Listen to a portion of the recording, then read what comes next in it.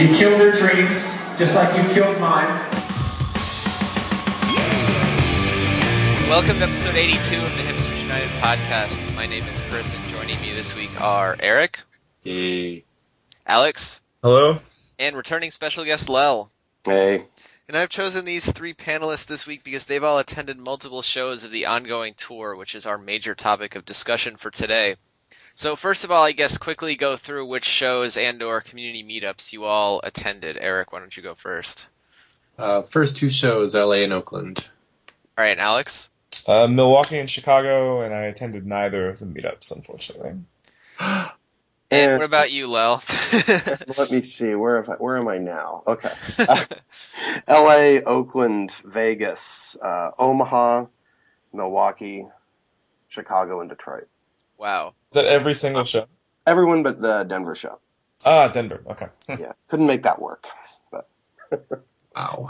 Well, let's start at the beginning, even before the first show. Last podcast, we asked Eric about his captaincy of the Los Angeles pre-show community meetup. So now I can ask you, Eric, how did it go? Are you still drunk off the power? Yeah. As I expected, I really didn't do a whole lot in LA.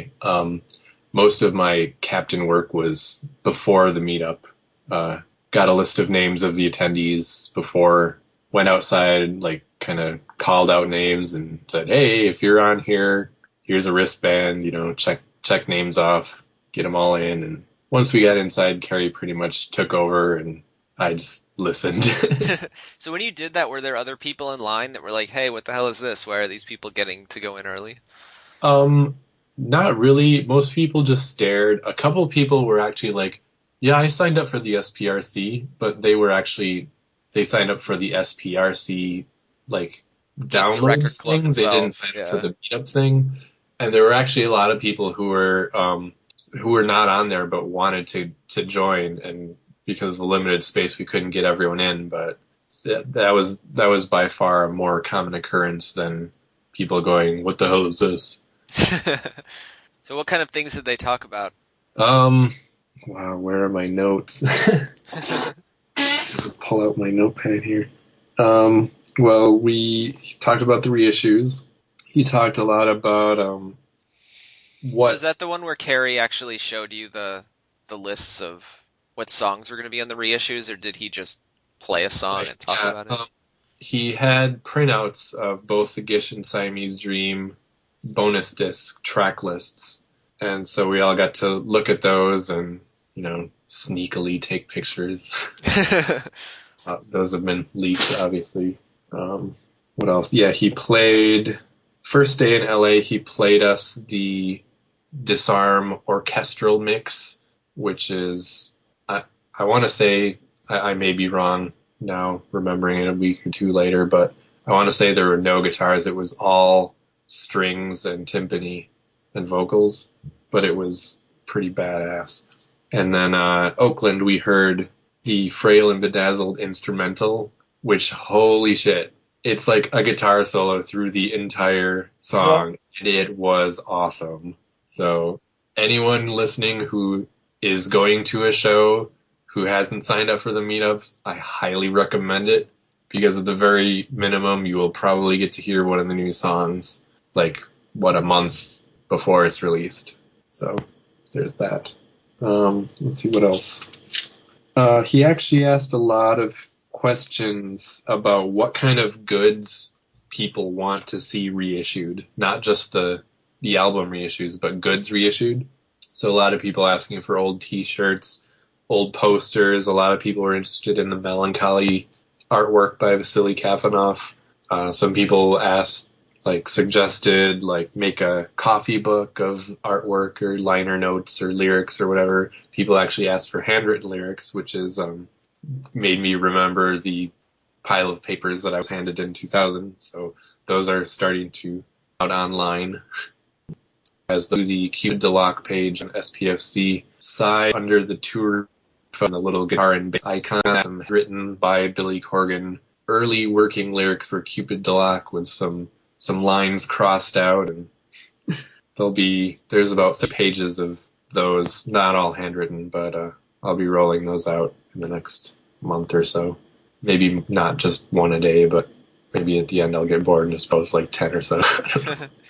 Did anyone have any interesting comments about the selection of songs that's going to be on these reissues?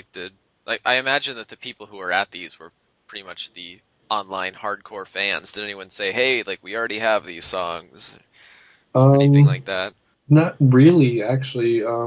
Very few people actually talked at these things. It was mostly question asking or like suggestions of, I want this shirt, I want this poster.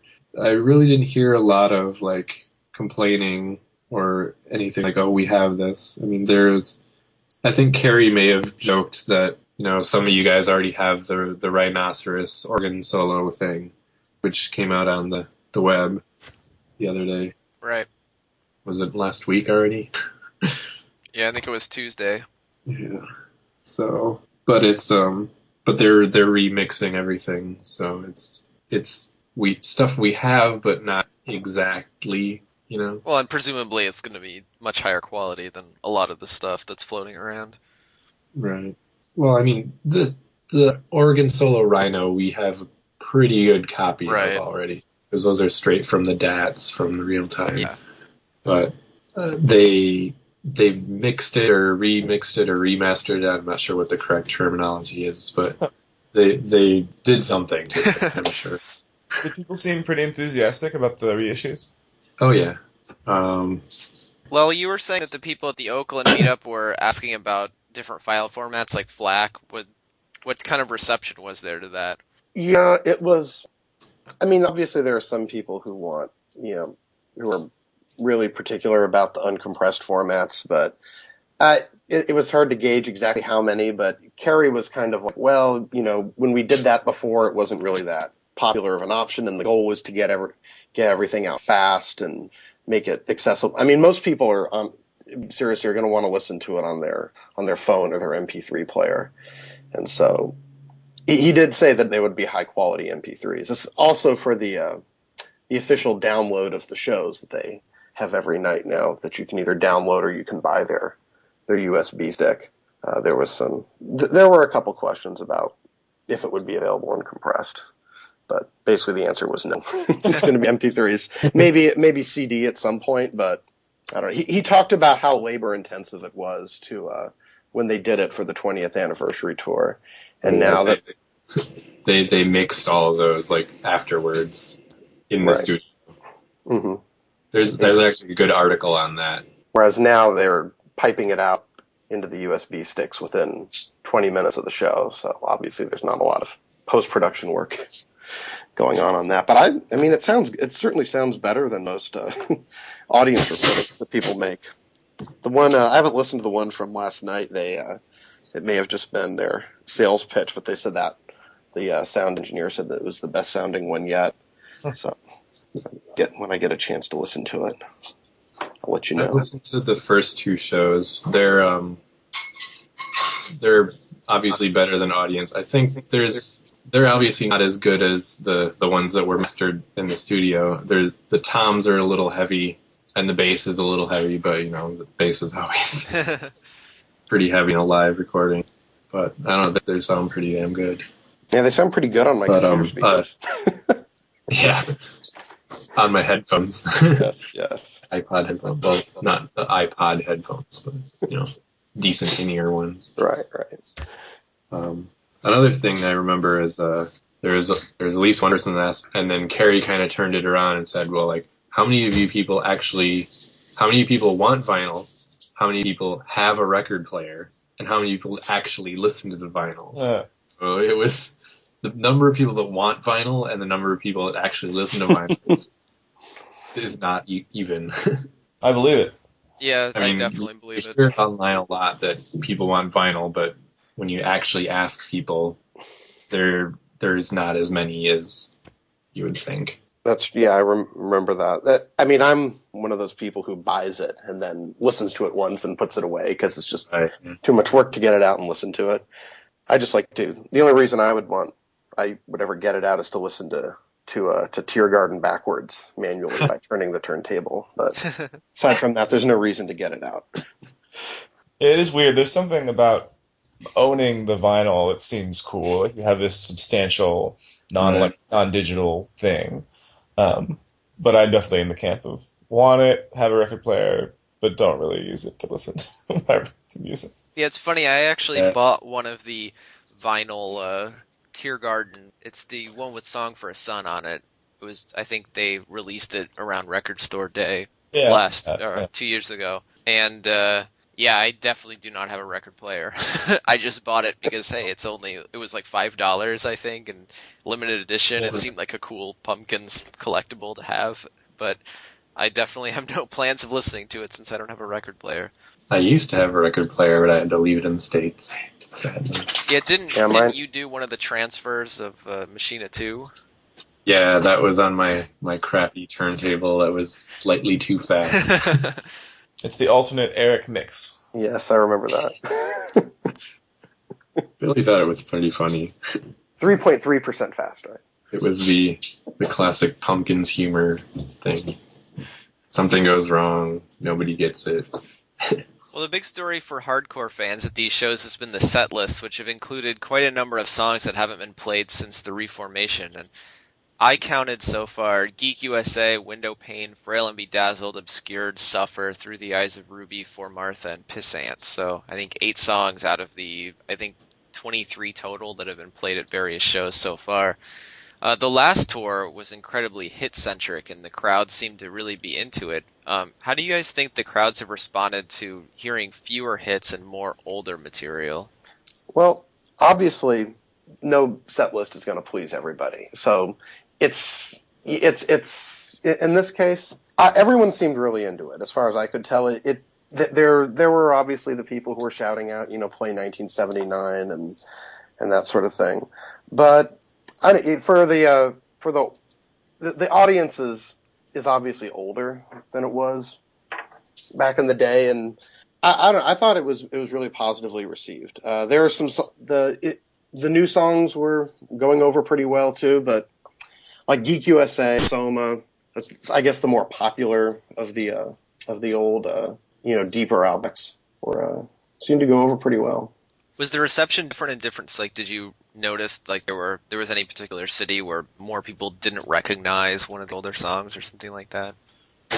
Probably Vegas. Seemed like the audience was probably the least engaged of all of them. There were a lot of people standing around talking over their drinks and that kind of thing. Not quite as. There were some hardcore fans there, but it wasn't quite as. People didn't seem quite as focused as they were at some of the other shows. I'd say at the LA and the Oakland show and the Milwaukee and Chicago shows, people seemed like they actually knew most of those songs, were singing the lyrics along with them. For the most part, there were some of the reviews mentioned. I think there's one that you posted on the site. was the first line? It's a general rule that every band should play their hits live. Yeah, I read that review. That was right. I think that was the one that mistakenly at first when they posted it said it was all new material. Right, mostly new material. That's why only Hipsters United should review these concerts, because we know that it's not.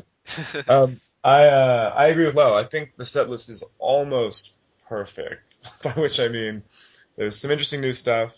There's older songs that are like gems that the people who have, not even hardcore fans, but like you're not necessarily a hardcore fan if you own Pisces Iscariot, which I think a lot of people who come to these shows do, and Siamese Dream and Melancholy. And they recognize Through the Eyes of Ruby and all these songs, and Starlight gets a huge reaction.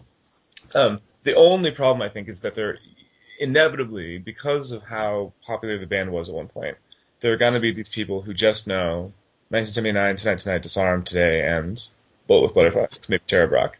And when you only play 2 of the 6, I think that you leave those people disappointed because they made the decision to spend the money to come, and they're like, oh yeah, I know 5 songs by that band, cool, I'll go.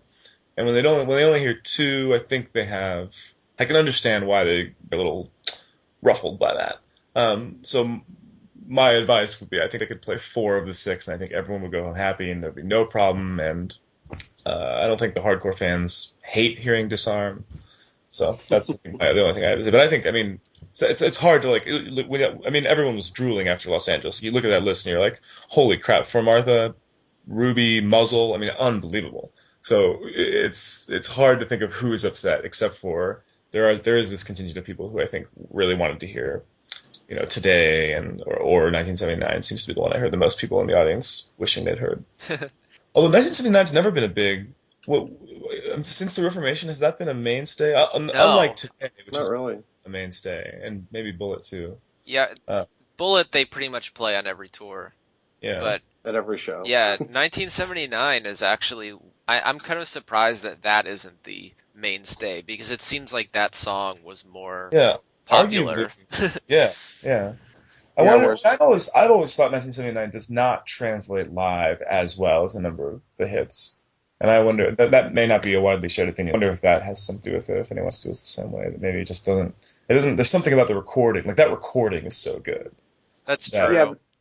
I don't know. Yeah, it's definitely something that's difficult to. One of those songs that they've messed around with a lot live.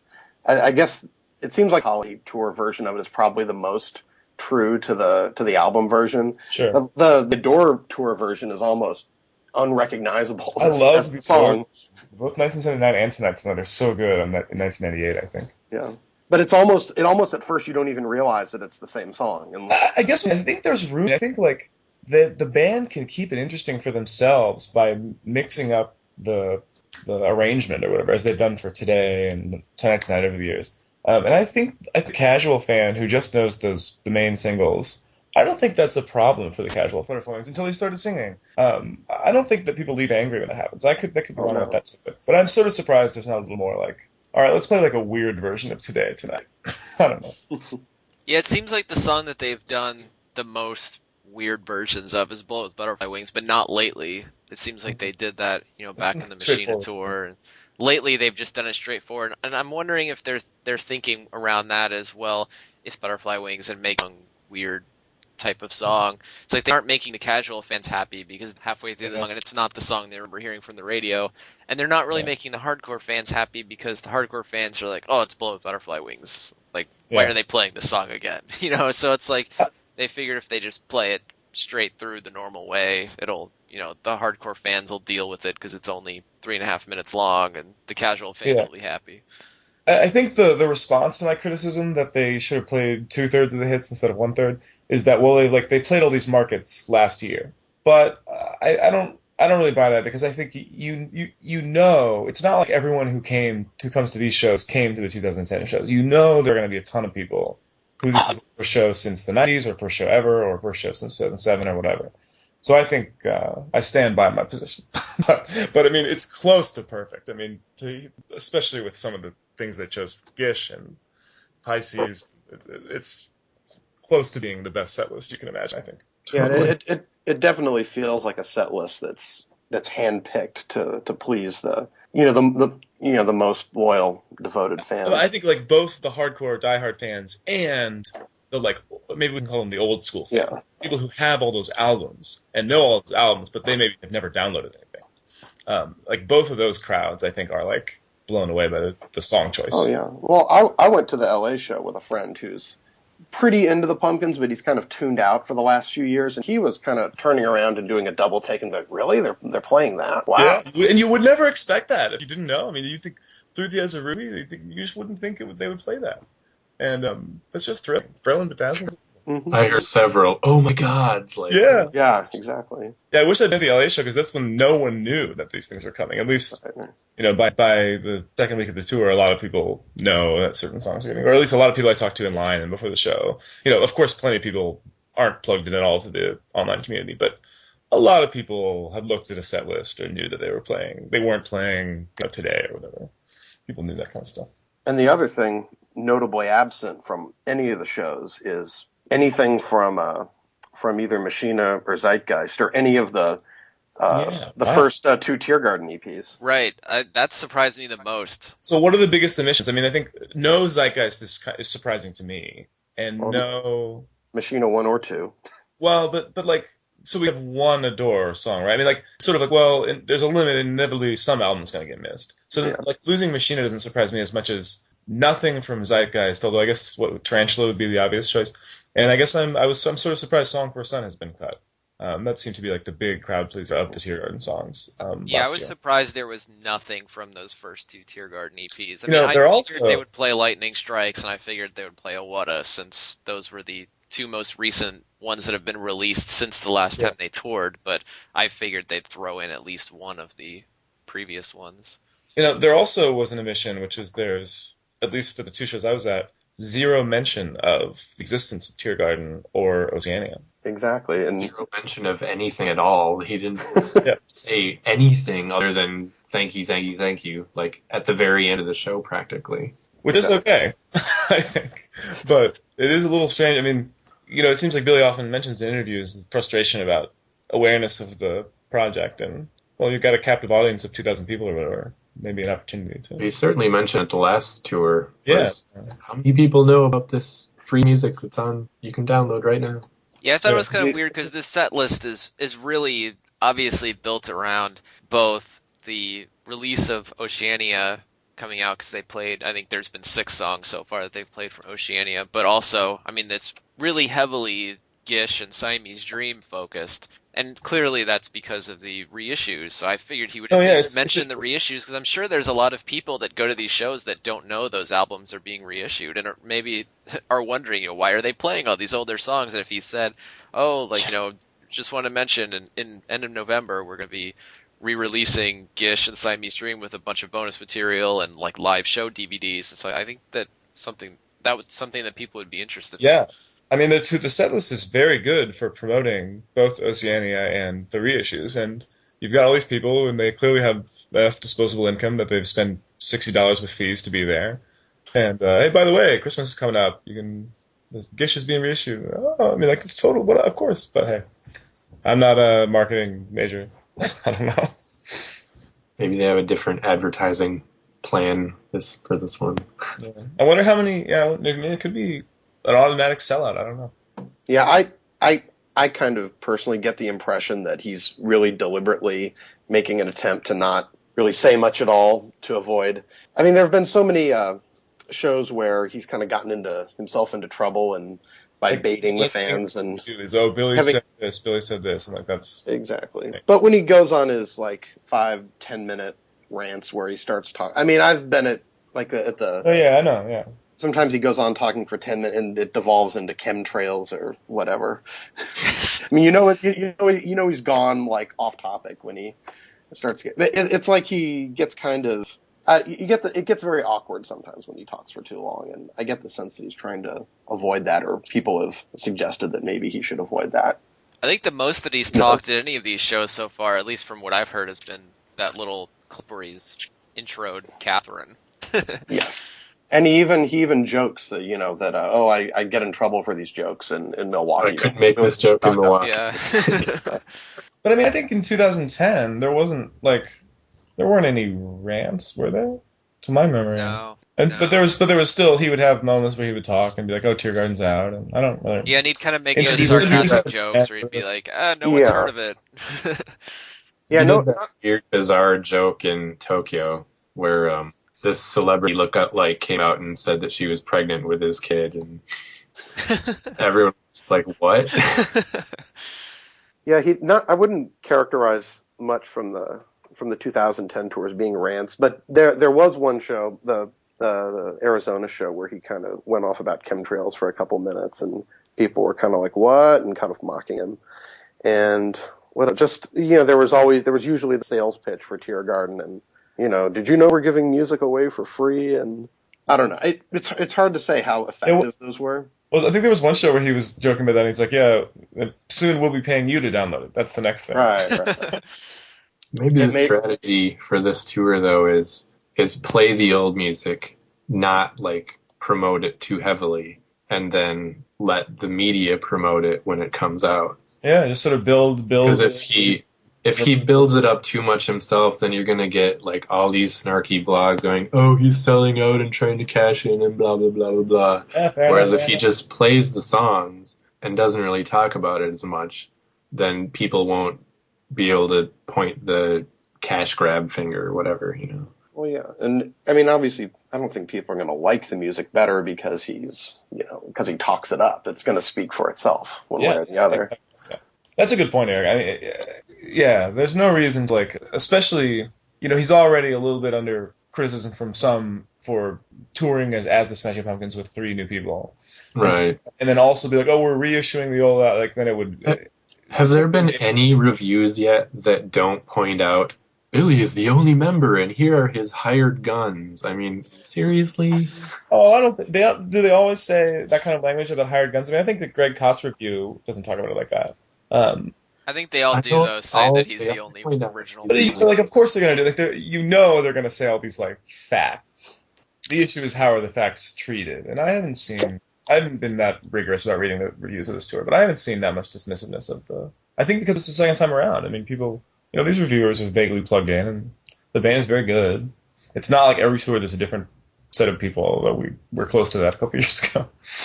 Well, even the review that said that they played all new songs that no one knew didn't. I mean, they said that the band sounded good. It didn't matter, of course, because it didn't matter because the songs they picked were all new songs, quote unquote, that no one knew. Right. And he violated the rule. Right. New songs from 1993. New songs from the multi-platinum albums that they released 15 years ago. Well, along with all the old favorites, we've also been treated to, I think, 6 songs from the upcoming release Oceania, including a reworked My Love Is Winter, which they had played previously during their tour last year. Alex, what are your impressions of the new song so far?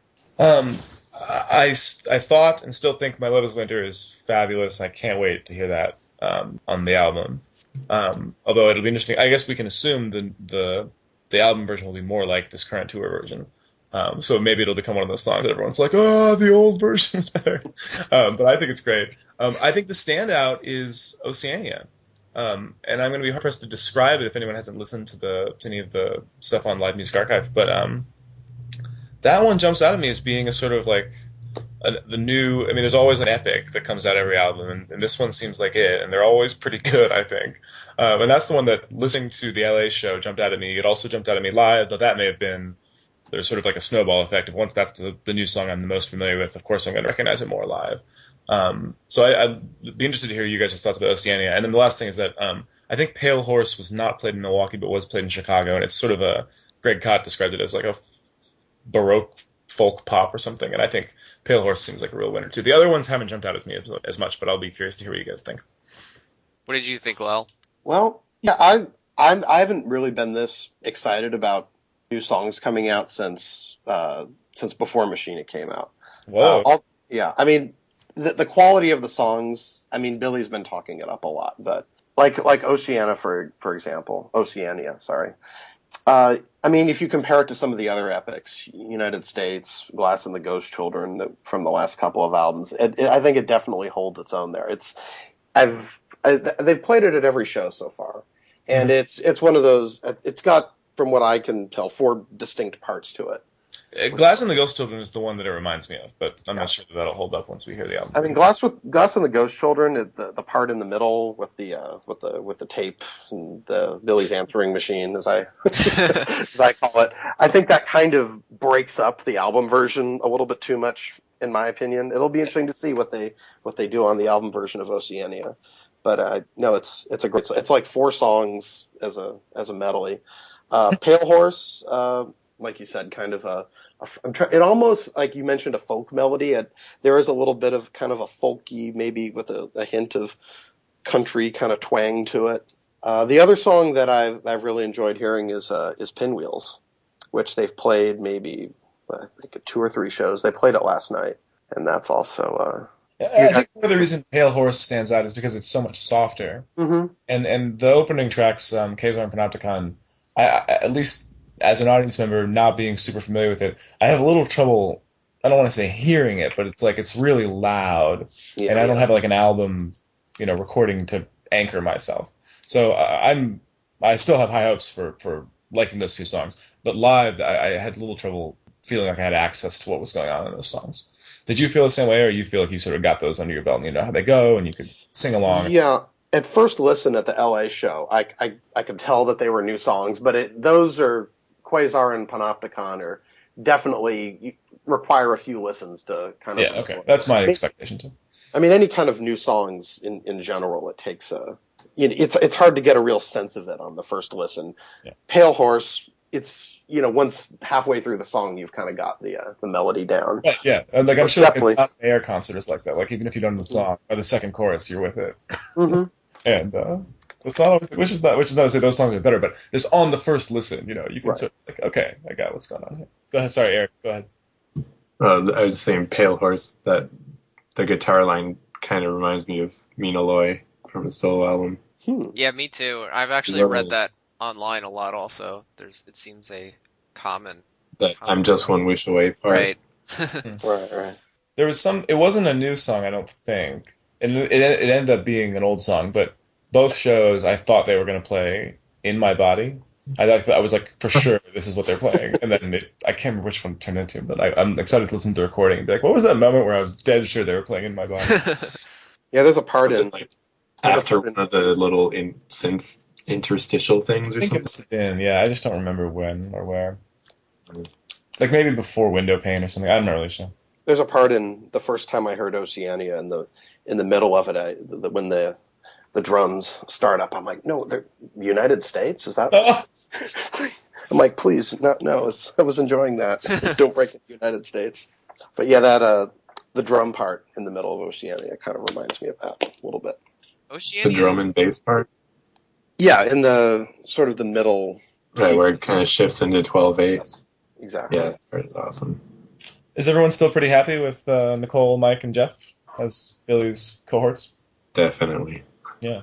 I mean, I think we talked about the set list stuff. We didn't talk about the musicianship, and I'm no expert, but as in 2010, I just think they just sound phenomenally good. And it's just a joy to listen to them play. Yeah, I mean, I've only listened to them on the recordings that have come out so far, but I mean, everything has sounded great to me. I haven't been to any of the shows, obviously, but just from listening to the LA and Oakland shows, I mean, everything sounds fantastic. Oceania is interesting because I've actually, since Glass and the Ghost Children, like from that one on, like I have not liked most of the quote-unquote epic Pumpkin songs. Like I really liked the ones that came out before then, like the one, like I guess Soma, Porcelina, those type of songs. Okay. And like just starting with Glass and the Ghost Children, I have not liked those type of songs. And I saw people online all talking about Oceania and saying, "Oh, it's the epic song." And I'm like, "Oh no, this is going to be the one where everyone's talking about how great it is, and I'm going to hear it and I'm just going to hate it." But I mean, so far I really like it. We'll see what happens when the studio version comes out. But I definitely think that it stands up very well next to Glass and the Ghost Children, United States. What else have they had recently? Super Christ. Let's see. Yeah. But I also have liked, what are my other favorite songs of the newer songs? I think Pinwheels and Panopticon have been the other ones that I've really liked. And My Love is Winter is just really, really weird. I'm still trying to get used to it. I do like the new version. I think there's a contingent of people out there that don't, and I really want to know what Jason thinks about it, because I know that was one song he was really looking forward to and he really liked from when they played it last year. So we'll have to see what Jason thinks, and they're going to one of the upcoming shows, so I'm hoping that we can have Jason on next time to talk about it. But I was saying that I went back before this podcast and listened to both the new version of My Love is Winter and then one version they played live from last year, and listening to the one from last year now sounds like listening to the new version on a cassette player where the batteries are dying. Like it just sounds like it sounds like it's slowed down. It's really strange. Yeah, I mean, it's the new Blue Skies. There's going to be like 10 different versions of it. I can't wait for the fast shredding metal version of My Love is Winter. It's kind of fiery. Like it's become. I mean, I don't know if it's become a rocker, but like. There's that moment where the guitar, like, there's like a pause, and then the guitars crash back in the new version of My Love's Winter. It sounds really good. It's got some oomph behind it in the way that it used to be more of a, I'm not sure what the word is for the way it used to be. It used to be very, you could sort of imagine like zoning out to it. And now it's a little bit harsher. And I think, I mean, that's the cool thing about the Pumpkins Always Live is songs being reimagined and reworked. And that's always part of the reward of being a fan, I think, of the Pumpkins. Definitely. We should take joy, even if you don't like the new version as much. It's joyous that there's two versions of the six. Yeah. You can always go back and listen to the old one. Yep. Exactly. Well, that's what you go to a show for a unique experience, not for a carbon copy of the album. Like you don't want to go and watch people dance to a CD. That would be lame. Yes, there you go. Some people like to do that. But. Or, well, they kind of tried that with Karaoke Disarm. Yeah. Yeah. kind of weird people out. I'm more trying to reference like the pop music tour where it's right. just dancing and they're playing music and over the speakers basically. Like every TV appearance from the 80s where they're just like lip syncing to the CD. Well, what about the Chicago show when Catherine came out? What was that like? I've seen some of the video of it, but what was it like in person? I mean, I'd be interested to see what Lel thinks. It seemed to me like a lot of people. I mean, the problem with shows, it's like no matter what you say into the microphone, people are like woo. But Yeah. It seemed to me like people like knew like these guys in front of me were like freaking out, and they looked like young people, but it seemed like they were like Catherine fans. I mean to say that generally seemed like there was like a positive response, like a recognition response, as opposed to just like, okay, I'll clap for this weird thing that's happening. And I thought that was cool. I wasn't sure that I expected that much, but I don't really know how much like superstardom Catherine achieved in the Chicago scene. But I thought people seemed like they knew what was going on and seemed into it. Well, did you feel that? Where were you in the? I was about halfway back in that show, so it was so you got a good view of it.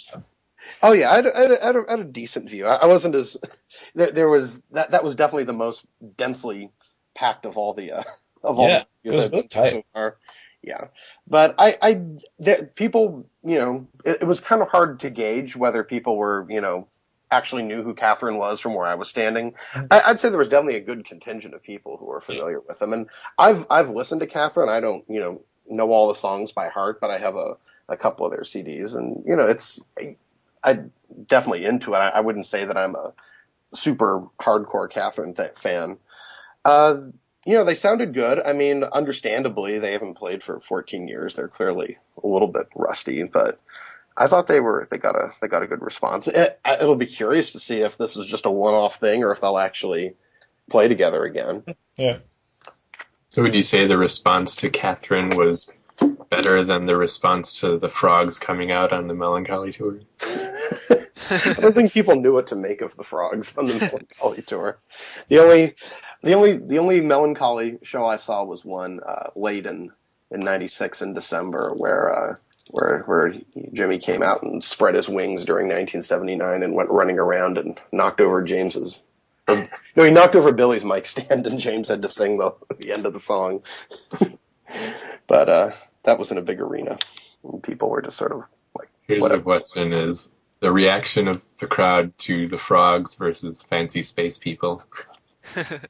Yeah, I'm not sure what the reaction would have been if the Fancy Space People had come out for the encore. That would have been. Yeah. You mean if they'd come out for the encore?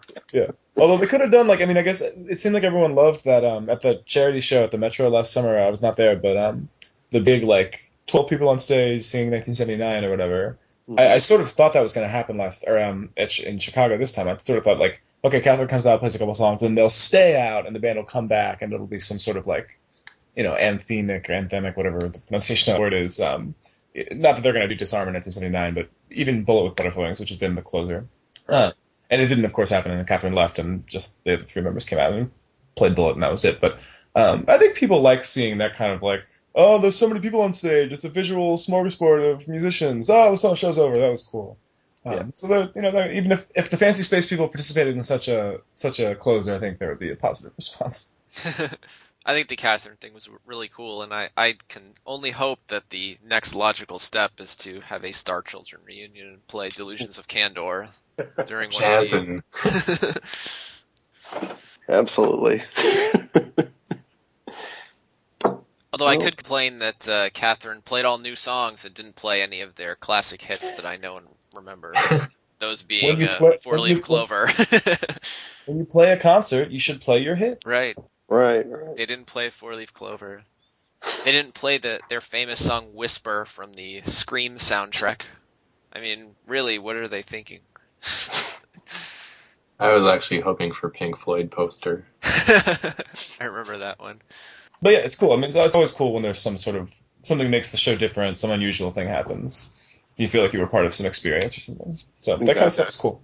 Well, I was glad they did that in Chicago because it seems like Billy is kind of soured on their Chicago shows lately. It seems like that, he's starting tours in California now, and he's made some comments about the Chicago market's reaction to his band. Yeah. It was kind of nice seeing them do something special for Chicago again.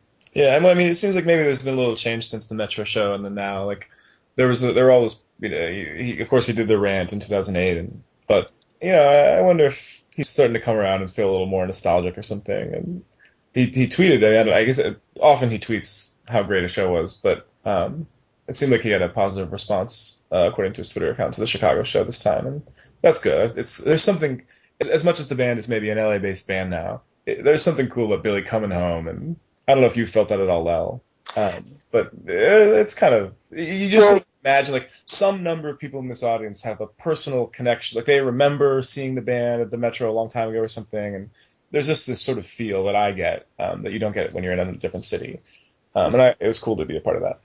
There was definitely a lot of goodwill in the air towards the band at the Chicago show. Compared to the 20th anniversary show where he went on the infamous rant.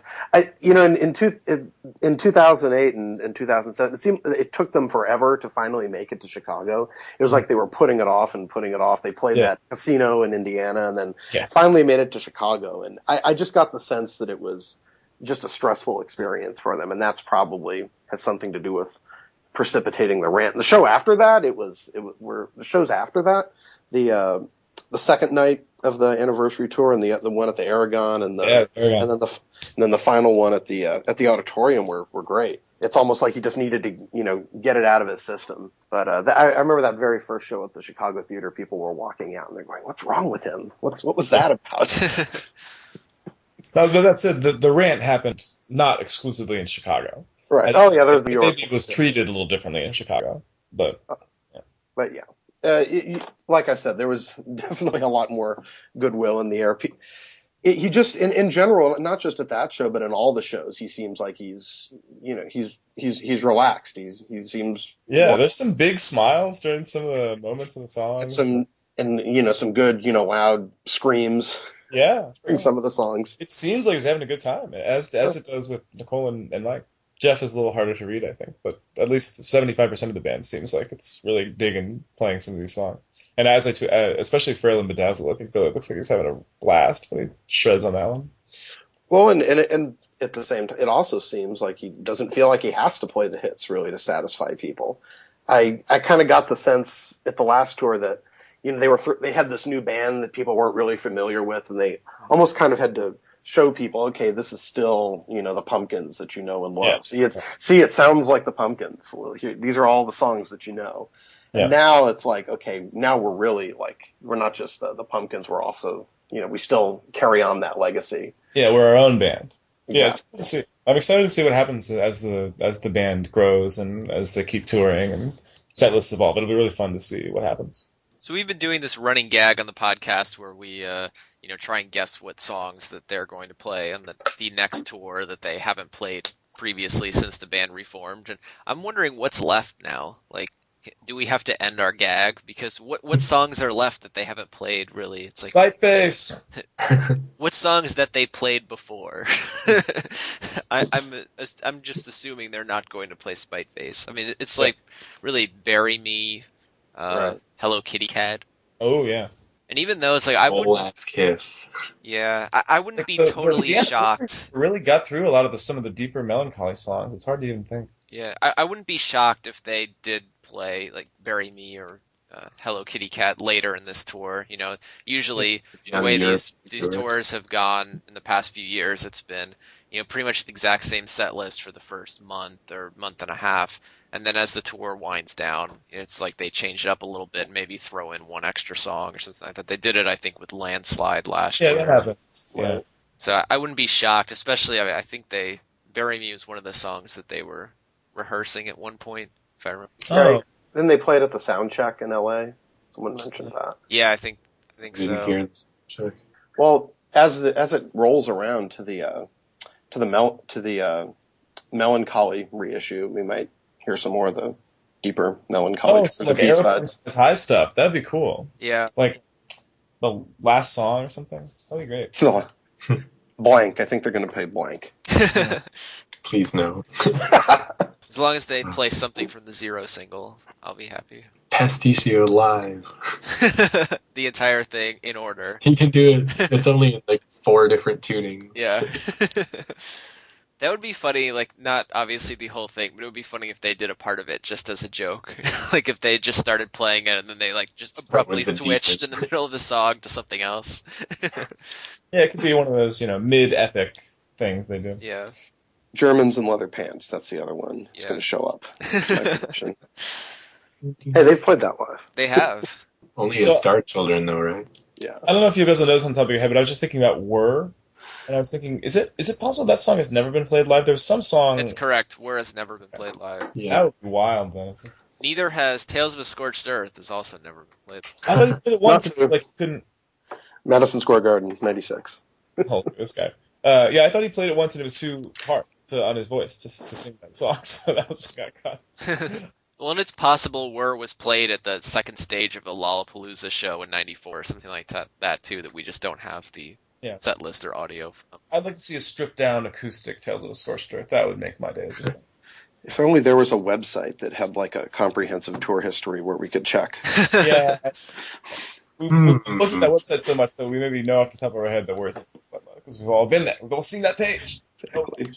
Yeah, I know about Whir because that's one of my favorite songs from Pisces Iscaria, so that's always the one that I really want them to play. Chris, when you finally make it to a show this tour, Billy's going to play Whir for you. I can feel it.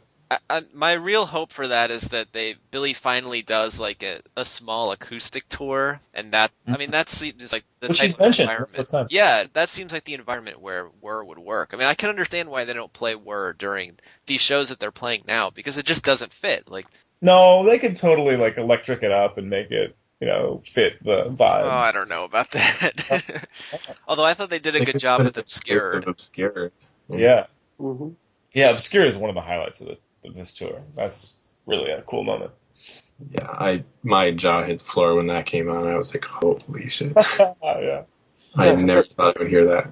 Had they ever? They hadn't. I mean, I think they had. They played it in '92. Right. So not since Pisces came out. Right. Whoa, that's heavy. And even then, they only played it like 2 or 3 times. Right. Who knew this gem was just waiting to be mastered live? Well, you never know when Billy solicits suggestions. You may just hit upon the one where he's like, "Oh, okay, yeah, I want to play that." I mean, that's sort of what's cool, right? It's like he's got this archive of hundreds of songs that he's written, and I wonder if it's sort of fun for him to think, yeah, I've produced all this material, and now I'm going to play 20 songs, and I'm constrained to some degree. I have to play a couple of hits, and I have to play whatever, but it's maybe sort of fun to decide, oh, this is going to blow everyone's mind. We're going to play through the Years of Ruby, or whatever. Yeah, once these reissues come out, I think that's when he can play Molass Kiss, Eric. Then people will know it. One Pissant is the other B-side we haven't mentioned that they've played at almost every show. And that hasn't been played since the Double Door. Right, Yeah. right. And that one's actually been. That's one. That's one I'm kind of surprised people actually seem like they know the lyrics right from the beginning. That's crazy that they played 4 songs from Pisces Iscariot on this tour. That was kind of wild. Talk about pleasing the fans. Totally. And when they have played that, it's always been to start the encore. So yeah. What else? Well, are there any other moments or factoids that we're missing? Mike's been doing this cool thing, a couple songs where I know that I've seen this other drummers do this before, but at the end of a really hard charging song, he stands up as he finishes drumming. And it looks really cool. Well, thanks for joining us this week, and thanks to all those who volunteered to be interviewed about the shows. I'm going to be going through those this week to try and fill in the blanks and get opinions about shows that we haven't covered or that are upcoming. So if you haven't heard from me yet, you may hear from me soon. Our closing song this week is, as promised last time, Pissant from Oakland, California on October 7th, 2011. Good night, everybody.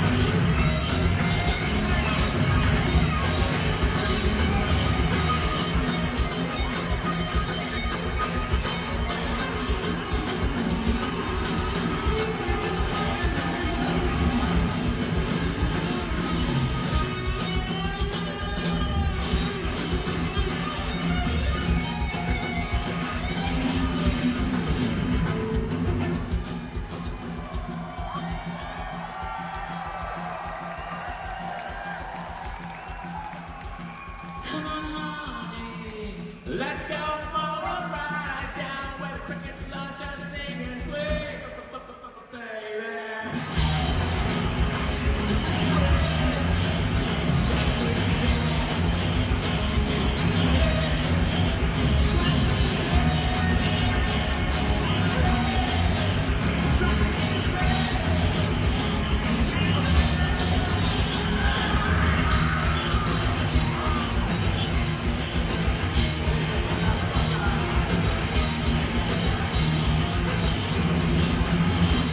The Hipsters United podcast is not affiliated with or endorsed by the Smashing Pumpkins, Virgin Records, or Warner Brothers Reprise Records. All opinions offered by panelists or guests of the Hipsters United podcast are their own and do not represent the opinions of the Smashing Pumpkins. All audio during the show is licensed for non-profit use per the terms and conditions on the Live Music Archive at archive.org.